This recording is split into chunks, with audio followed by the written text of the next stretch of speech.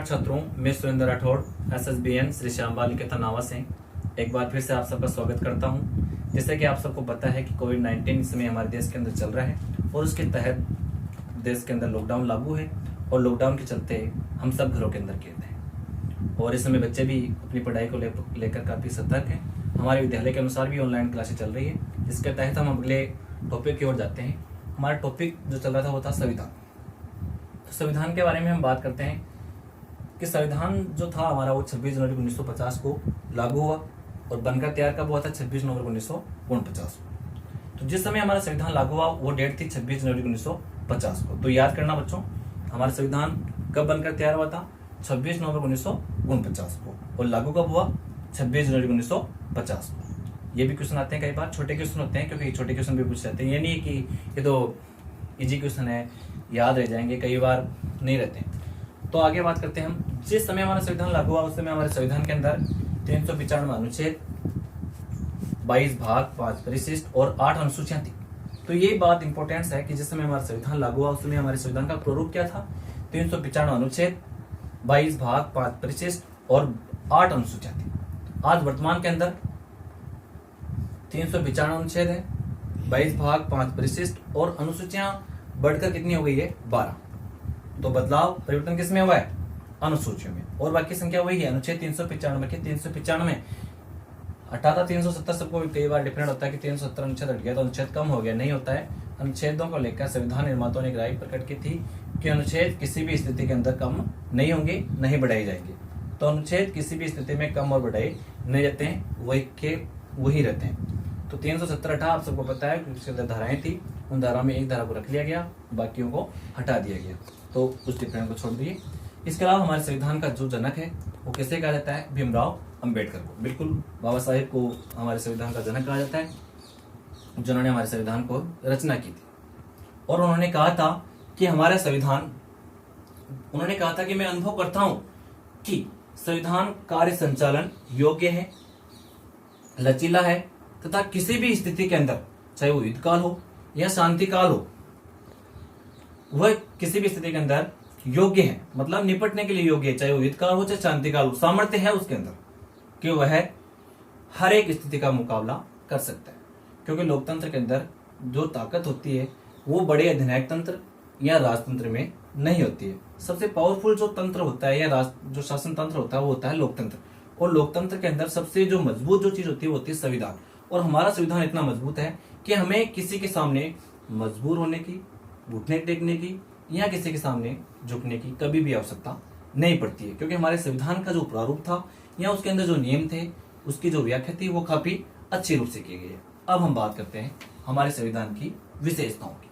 सबसे पहले किताब के अंदर विशेषता दी गई है संपूर्ण प्रभुत्व संपन्न। तो इसका सीधा सा अर्थ है, संपूर्ण प्रभुत्व संपन्न का सीधा सा अर्थ है कि संपूर्ण जो ताकत होती है या अंतिम जो शक्ति होती है वो जनता के पास में होती है।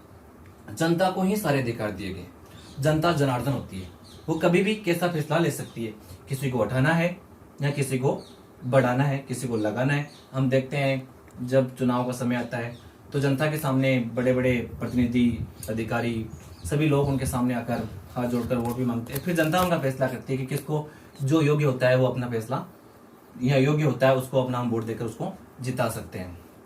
तो क्योंकि संपूर्ण प्रभुत्व संपन्न का अर्थ भी यही बताया गया कि जो ताकत होती है वो जनता के पास में होती है। क्योंकि जनता ने स्वयं ने इस हमारे संविधान को आत्मापित, अंगीकृत और अधिनियमित किया था, इसलिए जनता कभी भी संविधान से पीछे नहीं हट सकती, क्योंकि जनता ने स्वयं ने इसको लागू किया था। अब हम बात करते हैं दूसरी संविधान की विशेषता की, इसका नाम है प्रस्तावना।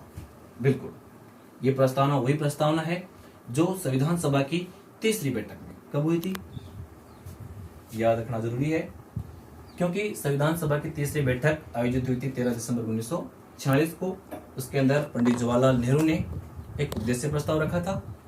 वही उद्देश्य प्रस्ताव संविधान के प्रस्तावना के रूप में, प्रथम अध्याय के रूप में जाना जाता है, जिसे हम संविधान की आत्मा भी कहते हैं और जिसे के मुंशी ने राजनीतिक कुंडली भी कहा है। क्योंकि प्रस्तावना के अंदर हमारे उद्देश्यों और लक्ष्यों को दर्शाया गया है। तो प्रस्तावना के अंदर हमें ज्यादा कुछ याद नहीं करना है, केवल इतना ही करना है, प्रस्तावना को संविधान की आत्मा कहा जाता है और इसके अंदर हमारे उद्देश्यों और लक्ष्यों को स्पष्ट किया गया है और के मुंशी के अनुसार इसको राजनीतिक कुंडली भी कहा जाता है। अब हम बात करते हैं हमारे संविधान की तीसरी विशेषता की ओर, जिसका नाम है विश्व का सबसे विशाल संविधान। बिल्कुल, भारत का संविधान विश्व का सबसे विशाल संविधान है, क्योंकि इसकी अगर लिखित दस्तावेजों की बात की जाए तो ये सबसे बड़ा संविधान है। हमारे संविधान के अंदर जो अनुच्छेदों की संख्या है वो विश्व के संविधानों के अनुच्छेदों से काफी ज्यादा है। बात करें हम दूसरे देशों की संख्या की बात करें तो हम पाते हैं कि अमेरिका के संविधान के अंदर 7 अनुच्छेद, दक्षिण अफ्रीका के अंदर 128, ऑस्ट्रेलिया में दक्षिण अफ्रीका में 143 और ऑस्ट्रेलिया में 153, ऐसे काफी कम है हमारे देश के संविधान से। किताब में इसके बारे में और विस्तृत जानकारी दी गई है, वहां से भी हम अध्ययन कर सकते हैं। हमारा संविधान जो है इनसे काफी ज्यादा है, इसलिए हमारे संविधान को हम विश्व का, इसके अलावा हमारे यहाँ पे संघात्मक शासन प्रणाली को अपनाया गया है। संघ और राज्यों का विशाल और व्यापक वर्णन किया गया है यहाँ पे, जिसकी महानता है। इसलिए हमारा जो संविधान है वो विश्व का सबसे विशाल संविधान है। अब बात करते हैं हमारी चौथी विशेषता की, लिखित और निर्मित संविधान। बिल्कुल, हमारा संविधान एक लिखित संविधान है, लिखा गया संविधान है, जिसको बनने में काफी समय लगा था। ये भी अपने आप में विशेषता है कि हमारे संविधान को काफी लंबा समय लगा। क्यों लगा? क्योंकि हमारा जो देश है वो काफी आबादी वाला देश है, जिसका संविधान कोई 1 या 2 महीने की, 4 महीने की, 5 महीने की या 4-5 व्यक्तियों की कोई उपज नहीं है जो आपस में मिल बैठ कर राय बनाकर सोच समझ के तैयार कर लेंगे। नहीं, हमारे संविधान के अंदर अनेक विद्वानों ने और होनेस्ट व्यक्तियों ने इसमें अंदर योगदान दिया, तब जाकर हमारा संविधान तैयार हुआ था, जिसको 2 वर्ष 11 माह और 18 दिन का समय लगा था। निर्मित भी संविधान इसे इसलिए कहा जाता है क्योंकि हमारे संविधान के अंदर ऐसे अनेक प्रावधान है जो अन्य संविधानों से लिए गए हैं, इसलिए हमारे संविधान को निर्मित संविधान भी कहा जाता है। इसके अलावा हमारे यहाँ पर संविधान की 5वीं विशेषता का स्पष्ट वर्णन किया गया है, संसदीय शासन व्यवस्था। हमारे यहाँ पर संसदीय शासन प्रणाली को अपनाया गया है, जिसके अंदर व्यवस्थापिका कार्यपालिका के प्रति जिम्मेदारी लेती है और उसके प्रति उत्तरदायी होती है। इसके अलावा राष्ट्रपति का पद होता है, जो गरिमा का पद होता है। संपूर्ण शक्ति मंत्रिमंडल के पास होती है और उसका सर्वेसर्वा प्रधानमंत्री होता है। उसके इस्तीफे के बाद में संपूर्ण मंत्रिमंडल का इस्तीफा यह भंग मानी जाती है। प्रधानमंत्री के नाम से ही शासन व्यवस्था का संचालन, मतलब प्रधानमंत्री ही सर्वेसर्वा होता है। वैसे नाम मात्र का जो अध्यक्ष होता है वो राष्ट्रपति होता है। अब हम इसके आगे के बारे में जो पढ़ेंगे वो अगले वीडियो में पढ़ेंगे। धन्यवाद।